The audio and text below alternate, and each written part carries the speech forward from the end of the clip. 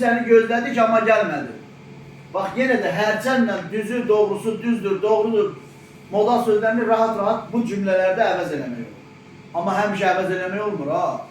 Başa düşdünüz, əgər tabiri mürəkkəb cümlənin tərkib hissələrini bağlayıbsa əvəz eləmək olur. Amma desək ki, düzü səni tanımadım, bu cümlədə əvəz eləyə bilməzsən. Hərçənd səni tanımadım, onda ikinci cümləyə ehtiyac olacaq olur. Bax, bu modal sözlər həm sadə cümlələrdə, həm mürəkkəb cümlələrdə işlədə bilir. Doğrusu, gec gəlmişsən.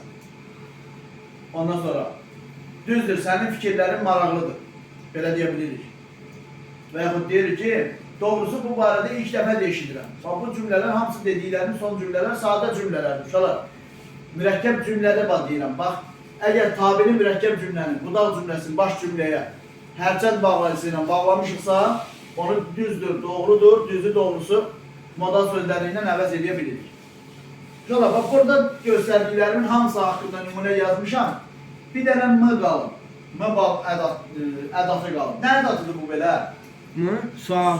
Sual ədatı. Bəli. Harada işlədirik? Sual cümlələrində. İsmin hansı hallarına qoşula bilir bu? Necə? Qoşula bilmir, yaxşı. İsmin hansı hallarına qoşula bilmir? M? Ben altı hal var. Niyə?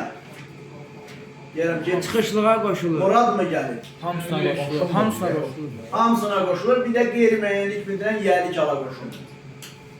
Bax, məsələn, qeyri-müəyyən təsirlik hala da qoşulur. Deyirik ki, kitab mı oxuyursan?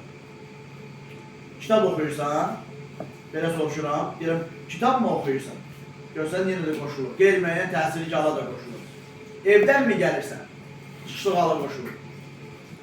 Burada mı qalacaqsan? Yerlik hala qoşulur. Evə mi gedirsən?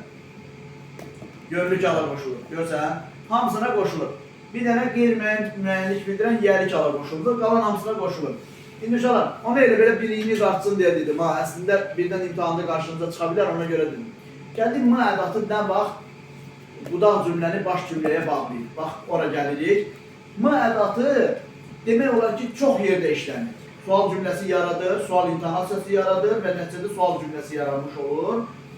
Məsələn, əgər budaq cümlə baş cümlədən sonra gəlsə də, yenə də baş cümlənin xəbərində də işlənə bilir. Bax, məsələn, nümunə göstərirəm. Deyirəm ki,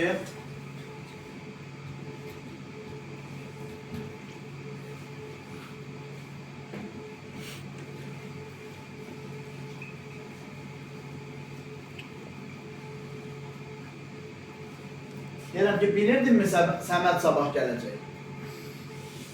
Bax, fikir versən, bu cümlə Səmədin sabah gələcəyini bilirdi.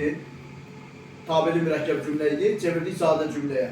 Görsən, ədat işlənib burada. Amma baş cümlə budaq cümlədən əvvəl gəlir, burada.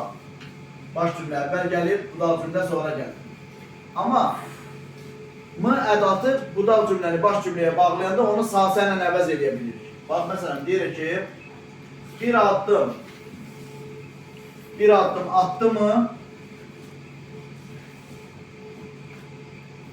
dərəyə düşəcək. Bax, deyirik, bir addım attı mı, dərəyə düşəcək. Dəyişirik. M-nı silirik burada. Gəlik, bir addım atsa, dərəyə düşəcək. Harada M-nı sasə ilə əvəz edə biliriksə, qısa yox. Bax, harada M-nı sasə ilə əvəz edə biliriksə, demək ki, orada budaq cümləni baş cümləyə bağlayır. Yadınıza qalacaq, konspektə qeyd eləmişəm. Yadıma salın, axşam göndərim qrupa. Baxın, orada yazıb qeyd eləmişəm. Harada M ədatını sasə ilə əvəz edə bilirik, budaq cümləni baş cümləyə bağlayır. Başqa yerdə əvəz edə bilmir. Demək, burada amma baş cümlənin xəbərində işlənir. Burada baş cümlə budaq cümlədən əvvəl gəlir. Amma burada isə budaq cümlə baş cümlədən əvvəl gəlir. Yaxşı. Demək olar, bizim budaq cümləni baş cümləyə bağlayan dördüncü vasitəmiz intonasiyadır. Sualınız var mı uşaqlar? Necə olur intonasiya ilə bağlananda?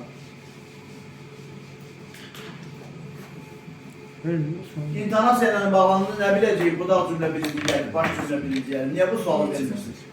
Buna niyə vermirsən o sualda var? Hə, deməmişəm axı. Niyə sual vermirsiniz? Ay müəllim intonasiya ilə bağlanır, heç bir vasitə yoxdur. Vergüllə bağlanır, nə biləcək, bu da alt cümlə birinci gəlir, baş cümlə birinci gəlir. Nətər biləcək? Uşaqlar, bura qədər.